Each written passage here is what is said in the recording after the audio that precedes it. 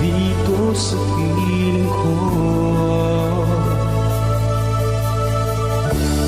Ngunit walang magagawa, yan ang kagustuhan mo. Sana